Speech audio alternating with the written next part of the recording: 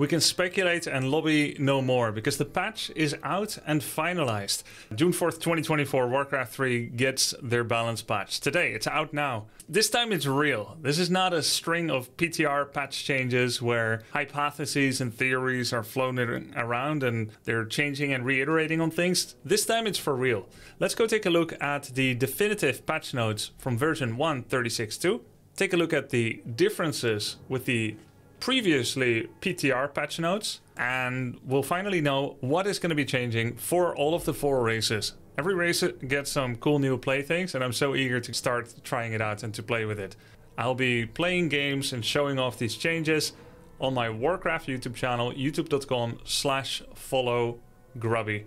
That's where I upload Warcraft 3 twice a day. So without further ado, let's jump in. And if you enjoyed this display, make sure to hit the sub button and you'll see more gaming news, Warcraft 3 and more. All right, these are the changes. These are definitive. They're really happening. It's actually pretty incredible. 22 years after Warcraft 3 came out, we got a balance patch. Let's take a look. Polymorph is now going to be able to target heroes. By the way, keep in mind, all of these changes have been influenced by many YouTube videos and patch notes passed on to Blizzard. Suggestive patch notes by the community. There have been people from Europe, people from America, people from South Korea and China. A lot of people that play the game a lot, including myself and many others, have been submitting ideas.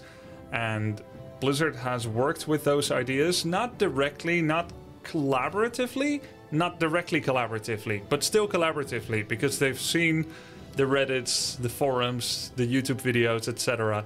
And they kind of made a mishmash of many different changes. So there's something fun for everyone. So not going to go through all the previous versions of these point-by-point, bullet point changes, but just what it is now. So the Sorceress Tier 3 upgrade that gets the Sorceress to cast Polymorph can now be used on heroes.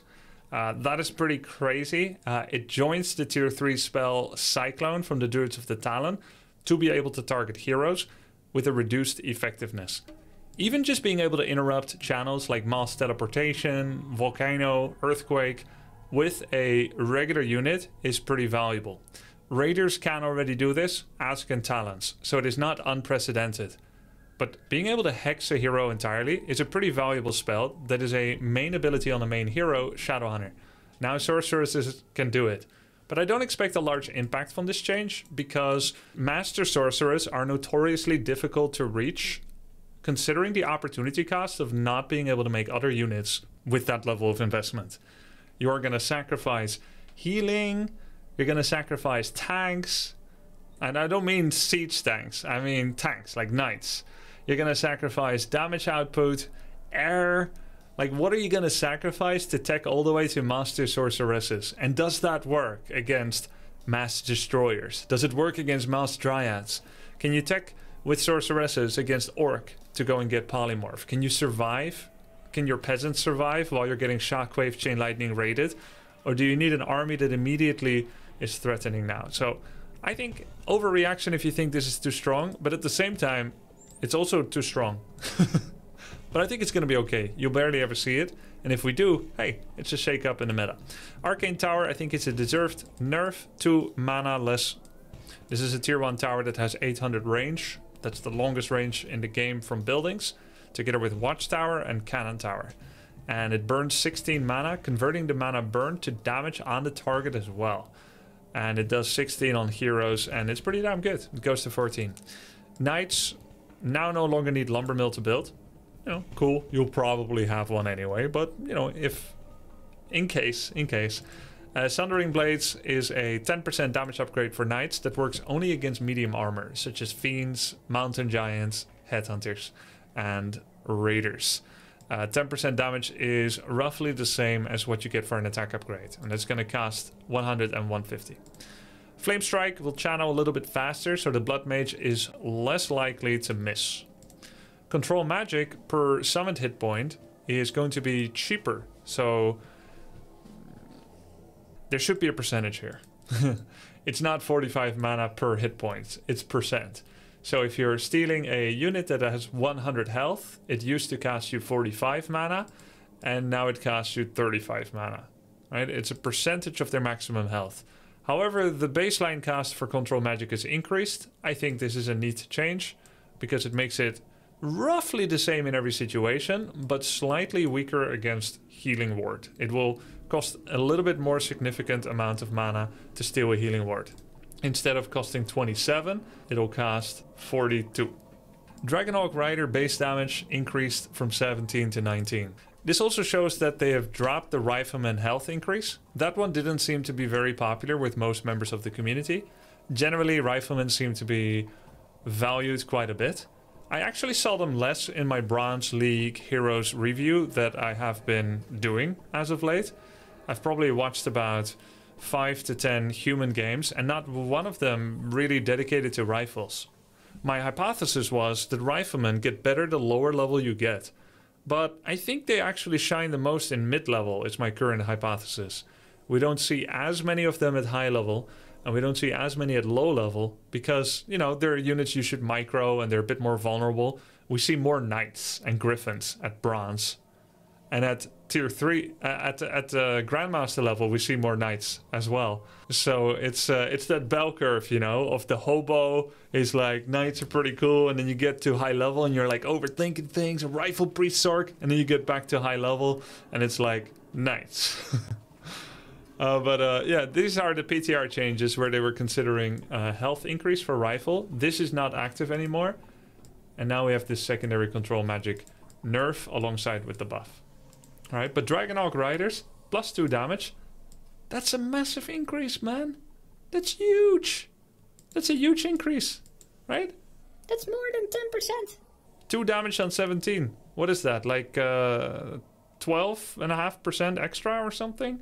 It's pretty damn good. Now, interestingly, I think that may put Dragonhawk Riders in a spot where one attack upgrade from the blacksmith no longer conforms to a 12.5% damage increase, which is for the most part true for every unit in the game, because their base damage and the amount of die that they rolled for extra damage and the variable damage and the attack upgrade die that gets added when you get an attack upgrade, I think it's no longer in sync, but it's fine.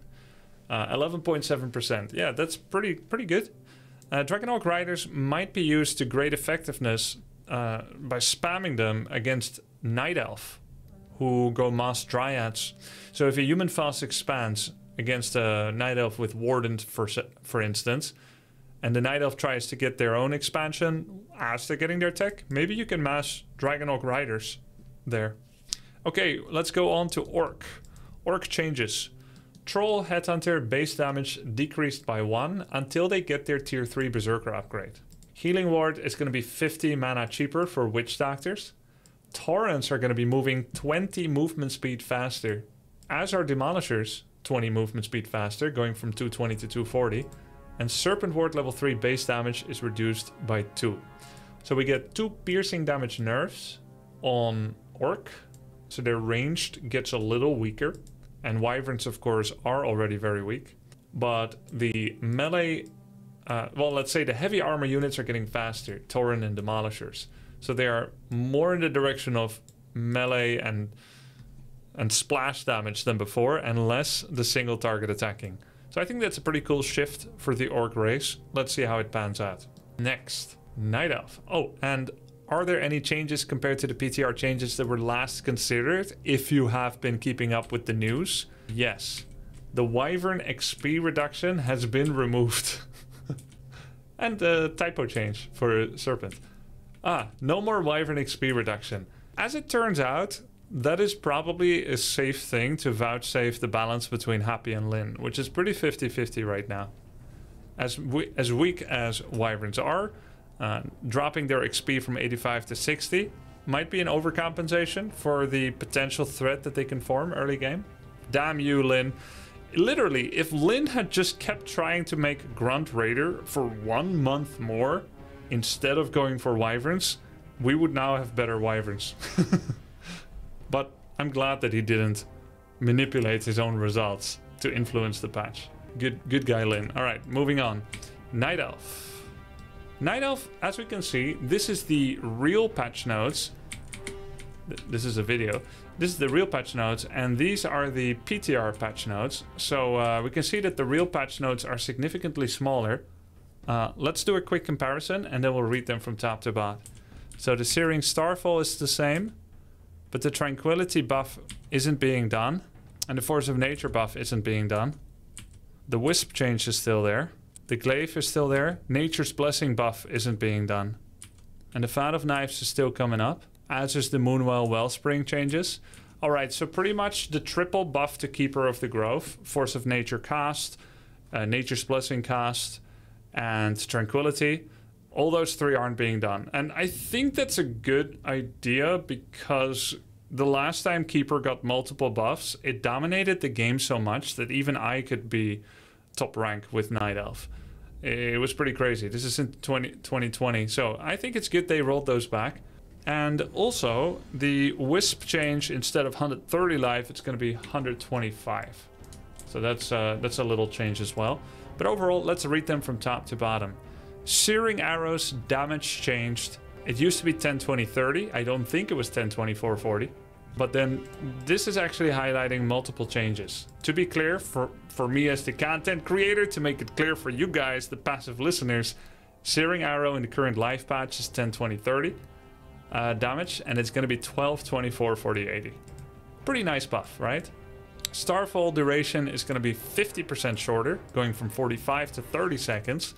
But the damage goes up by 20% from 50 to 60 damage per star. More burst, less duration, and this is good buff. Overall, it's a damage nerf, but it's a buff because nobody stands in 45 seconds of Starfall. Vorpal Blades, research time, reduced. 60 seconds to 45. I'm really expecting no one to ever get this, but that also means it's a deserved buff. Next, Moonwell regeneration, increased from 1.35 mana per second, I think it is, at night, to 1.45. That is a pretty nice buff for Night Elves. About 7% more Moonwell Juice regeneration from the top of my head. Wellspring mana regeneration bonus. When you get the mana regen speed upgrade for regen on Wellspring tier 3 from the Hunter's Hall. I don't know how much that actually is. But as you get that, you also happen to get 100 bonus mana from your Moonwells. They go from 300 max to 400 max. Previously, this was 425. So it's taking a 25 maximum mana nerf. Fan of Knives. I'm not even going to begin to try and fully comprehend this. To simplify Fan of Knives, it will always hit 6 targets instead of having some kind of damage cap on 5, 6 or 7 targets depending on the level of the Fan of Knives. It will do slightly less damage at level 1, but more at level 3. Wisp HP increased from 120 to 125. Shockwave level 2 does 130, still kills it. Carrion Swarm level 2 does 125, so will now still kill it. But in the previous PTR suggestion, 130, Carrion Swarm level 2 would no longer be able to kill all the wisps. I feel like that was a fun and fair point because Sea Swarm doesn't get used a lot against Night Elf, but it was pretty cool to try and go for that. It was considered that Night Elves are vulnerable to Wisp Harass by some. These are, I believe, changes from a Asian player conglomerate, South Korean and maybe Chinese. And some of that is retained. 5 HP more on Wisps, 125 instead of 120. Glaive Thrower movement speed increased from 220 to 240, matching the Demolisher. If they're gonna do a race, it's still breakneck even. Okay, that's Night Elf. Pretty good. I think all of the changes are pretty cool so far. Let's round it out with Undead. Anti-Magic Cell can no longer be dispellable by Devour Magic. Devour Magic is a tier 3 spell from the Destroyers that are morphed from the Obsidian statues. Devour Magic is currently the only form of Dispel Undead has. Anti-Magic Shell is the second form of Anti-Magic, which will block magic damage and spell damage. Magic damage being things like Sorceresses and Frostworms, and spell damage being things like Stormbolt and Chain Lightning. So it's not anti-buff, but it's anti-spell and magic damage. It can also be dispelled. This ability has had a lot of changes. It used to be undispellable, but you can only hurt it with points of damage in spell in the magic category. But you could also dispel it as of recently. This only is going to affect Undead Mirror. And I don't watch enough Undead Mirror, as it's my least favorite matchup to watch, to understand why this is changing. I mean, I can try to venture a guess. Anti-Magic Cell was becoming too weak in Undead Mirror. And it's considered to be a good presence of gameplay mechanics in Undead Mirror, because without anti-magic, Nova kills things very fast. Frost Nova, that is, from the Lich. Undead had become Destroyer Mirror. Ah. Yeah, and with Banshees, yeah, it's so this is why I hated Undead Mirror back in 2004, you know. I was like, I'm never gonna main Undead, because they're just making mass destroyers against each other, because everything else is dying to Frost Nova. Like, obviously, packs of ghouls and gargoyles are dying to Frost Nova, because Frost Nova is so busted. Well, what about Fiends? Shouldn't Fiends beat Destroyers? Well, yeah, they absolutely destroy Destroyers. They annihilate them, right? Point by point, number for number, damage type by damage type, web. Fiends should destroy them. They should absolutely annihilate them. However, Fiends will get Frost Nova'd, and the other Undead player will need to use their Frost Nova on the Death Knight. They can't use it on Destroyers. So now all the Fiends have reduced movement speed, they take a lot of damage, they have a reduced attack speed. The Destroyer they're trying to focus gets coiled, and then the next Nova comes out, boom, all the Fiends are dying, right? So the only way to counterplay that Frost Nova is to apply anti-magic shell. So now suddenly you can play an army that is a combination of Fiends, Banshees, and 1 or 2 Destroyers to remove silence from the enemy Dark Ranger. And so Devour Magic must have really ruined that matchup, because the last time I watched Undead Mirror was a year or two ago. It was 120 versus Happy, and it was all Fiend Banshee. So the change from like half a year or a year ago, where you could suddenly dispel it, really ruined Undead Mirror then. So this is a great change. Haunted Goldmine build time reduced by 5 seconds.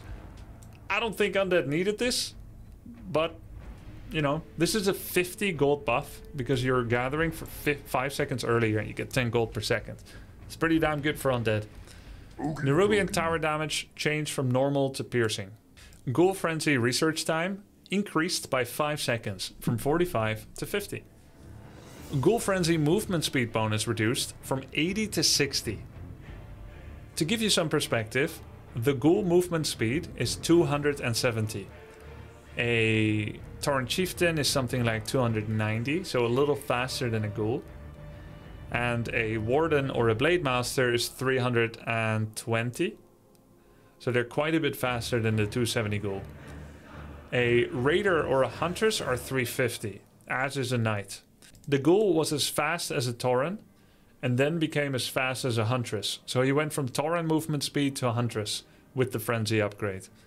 Now he will be getting 20 less, so he'll be 330. So he'll just be faster than a Warden or Blade without boots, which is still pretty fast, but not the 30 that they were considering in the most recent PTR, which I thought was way overblown. And I still think this is too much of a nerf. I think 10 movement speed less from the upgrade would be enough. I believe Happy has shown Undead to be very strong, and I wouldn't see him punished for being that good, as it's mostly him and not as many others that are that good. But even though I feel like it's too much nerf on the Ghoul Frenzy movement speed, I still think Happy's gonna kick everyone's ass. Even with this. And you'll see, it doesn't matter. I mean, obviously it matters, but he's not gonna accept this sitting down. All right, curse duration reduced from 2 minutes or 1 minute on a hero, which is ridiculous, to 60 seconds, a minute, and half a minute on heroes. This is first and foremost almost the same as a mana cost doubling. If you're looking to curse the entire enemy army, or even if you're just looking to curse only the Blade Master, you will need to cast it twice as often as before. And that is a massive nerf on it. And I think it's a deserved nerf. And it's actually the reason that Blade Master is not working against Undead these days. I think it's cool when Undead can sometimes go Cryptlord first against Orc. And I think it's cool when Orc can sometimes go Blade Master first against Undead. But as of recently, it's only been Farseer, Shadowhunter, and Wyverns, because Orc has been driven to desperation against Undead because nothing seems to work. And the style that Hitman reprised like 3-4 years ago with Blade Master, Shadow, 3 Grunts, Torrent Chieftain, 1 Kodo, 1 Wyvern, then a Raider, then a Walker and 2 Headhunters. That style, that doesn't really work anymore. It needs too much ramp, too much scaling, too much build up to eventually get to be strong enough. And Undead's timing came much earlier. And if they added Banshees, then Blade Master is just like miss, miss, miss, miss, miss. Right? So this will help a bit with that. Maybe Blade Master will come back into the meta against Undead. Cripple can now target mechanical units. I think this is cool. It's like this niche, strange interaction buff. Necromancer tier 3 spell is not something you ever see. So it's very likely to have a tiny or minuscule or completely no impact on the meta. But now, if you have Necromancers, you can cripple siege tanks. And that is going to cripple them. Scroll of Healing has been removed from the Tomb of Relics. Wand of Negation is added to the Tomb of Relics. 2 charges, 150 gold, 5-second cooldown, available at tier 2. So it's no longer hidden behind the Temple of the Damned. If this turns out to be too oppressive, we will hotfix the requirement back in. Thank you for the sub, Killer Cookin. This sentence is perhaps one of the most interesting sentences in the patch notes. Previously, we would hear from Blizzard. Every half year, we would hear from them 1 to 1.5 months before the eventual patch balance actually hit. Thank you for the raid, guys. Welcome. So there would be like 1 month to 1.5 months of PTR patch note iterating. And then the new patch would come out. And then that's it. And we don't hear anything for 4 months. Which, you know, I'm not complaining like an abandoned doggy. It's like, woof, woof. But because, you know, I'm happy with anything we get.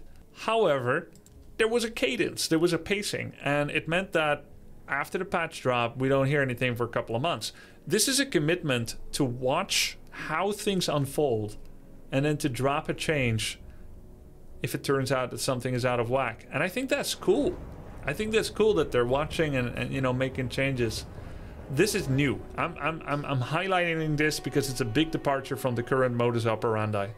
And just to compare it to what it was, Wand of Negation added to the Tomb of Relics requires Temple of the Damned. This is from the PTR. So it's not going to require Temple of the Damned. And I've done the maths on it before, at least showed everyone the timings. Destroyer-based Dispel is roughly, on average, 9.5 minutes game time. And getting Wand of Negation from tier 2 unlock is a 6-minute Dispel. So it's 3.5 minutes earlier, and you don't have to make the investment for destroyers. I thought it should be behind the Temple of the Damned because that would delay it by a minute and force Temple tech for tier 2 Dispel. So that would be 7-minute tech, which is quite early. Now keep in mind, what does this do to the game? Wand of Negation's availability. Of course, there's a cost and there's a reward. So it's not like it's for free. You can't just say, just get it and Keeper doesn't do anything anymore because you're still spending money. So I guess it really, the time for lobbying and debate is over. Now there's the time for testing.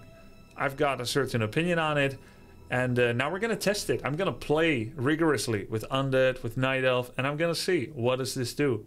It's now our job as a community and as players. Our job, yeah, it's your job, chat. It's now my job.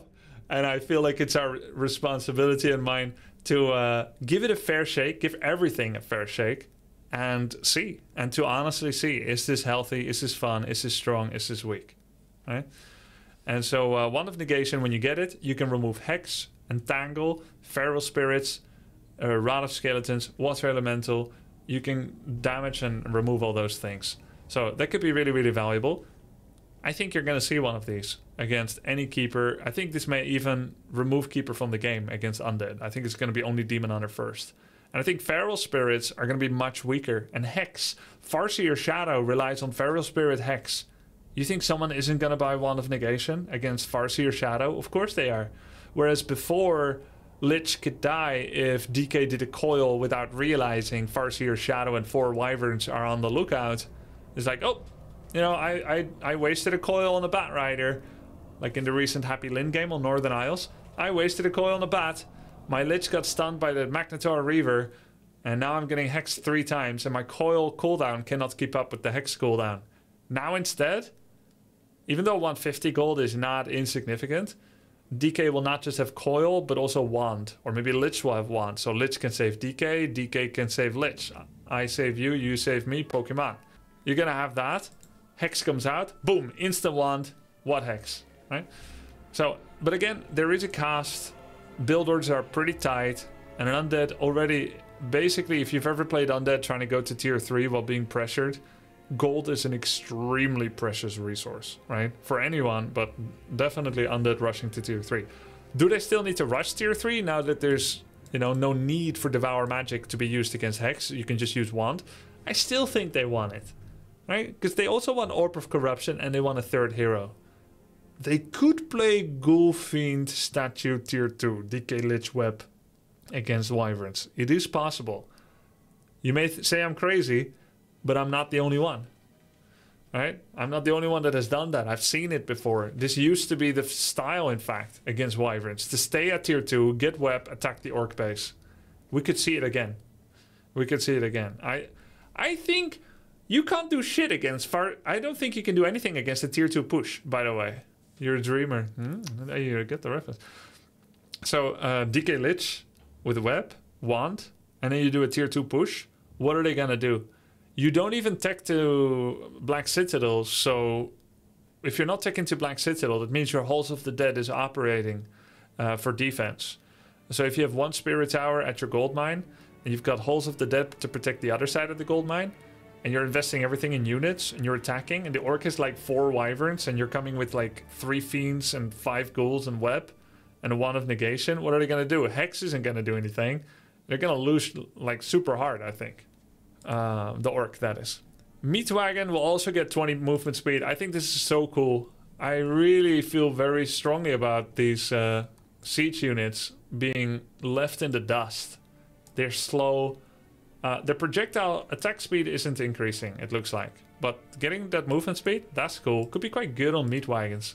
By the way, Wand of Negation will make Blade even more preferable over Farseer. So we may see a complete paradigm shift back to Blade Master Shadowhunter style. Frost Nova slow duration going down 0 seconds at level 1, going down 1 second at level 2 and 2 seconds at level 3. Cryptlord Impale 10 mana cheaper. Death and Decay 50 mana cheaper, going from 250 to 200. Web will be 100 resources cheaper, 50-50 cheaper, going from 150 to 100. This makes the tier 2 rush with Fiend even better against Wyverns. Boneyard cost reduction, 25 gold cheaper. Instead of 175 200, it'll be 150 200. I don't know about you guys, but I feel a rash coming. I feel like some rashing worms are on the prowl. Frostworm, Freezing Breath, Lumbercast, reduced from 275 to 225. Woo! We're gonna go worms, and we're gonna shut down all their production. I'll attack the barracks, the bestiary, and the totem. And all 3 will be locked. And you'll have thousands of golds in the bank, because you can't make any units, because I got Freezing Breath Lumbercast reduction. And I rushed it. Frost Breath duration on heroes increased from 3 to 4 seconds. And the Abomination base damage goes up by 2. Whoa! Abominations are going to be so strong. 2 extra damage. That's a good damage increase on 32 base. Which of the changes from PTR made it? Which ones got cut? Let's do a quick side-by-side comparison. It looks like everything is the same except AMS change and the Wand of Negation change. Yeah, pretty much. So Undead it pretty much, for the most part, passed as it was. And then the Volcano isn't going to do triple damage on buildings, but 2 for all those players that love to rush Firelord level 6. Soulburn damage reduction on the affected target will be minus 75 instead of minus 50%. The Soulburn hero duration has been increased by 1 second at every level. Tornado speed will be doubled. Man, those tornadoes move fast. Naga Mana Shield activation cost goes down from 25 to just 10. Can I be honest with you guys? Can I say something controversial? No? Okay, let's go, let it rip. Okay. I think Mana Shield is valid. Naga second, you get Frost Arrow level 1 for initial, and then you go Fork Lightning level 2, and then at level 4, Mana Shield. Bam. Try to save her. What? Too far? I'm saying it. I'm saying it. I could even consider, if you're gonna get Orb of Venom anyway, don't get Frost Arrow. Now, Frost Arrow is very good, but if you're gonna add Orb of Venom, use Mana Shield, or maybe reskill to it. You know what? I'm gonna take it back. It's still double arrow, 3 fork lightning, but then I think you should reskill. After the 17-minute mark, I think you should reskill. I'm walking it back a bit. I received too much blowback on my recent hot take. All right, I'm in hot waters right now. I'm gonna do an official apology video, but I will say this, and I think it has to be said. After the 17-minute mark, at level 5 or 4 Naga, I think you buy a Book of Retraining and you get level 2 Mana Shield. To keep her safe, keep it secret. Goblin Zeppelin Foodcast increased from 0 to 1. So this is gonna make it, huh? Well, I can say that I don't think it was needed. I don't think it's fun, but in a way it's deserved. But I don't think everything that is deserved should also happen. Does it make sense? I can't believe I came into a live stream for the first time and I heard him say this shit. Oof. Yeah. Well, some things need to be said, even if it gets me in trouble. And there you go. They also need to nerf Goblin Shredder, by the way.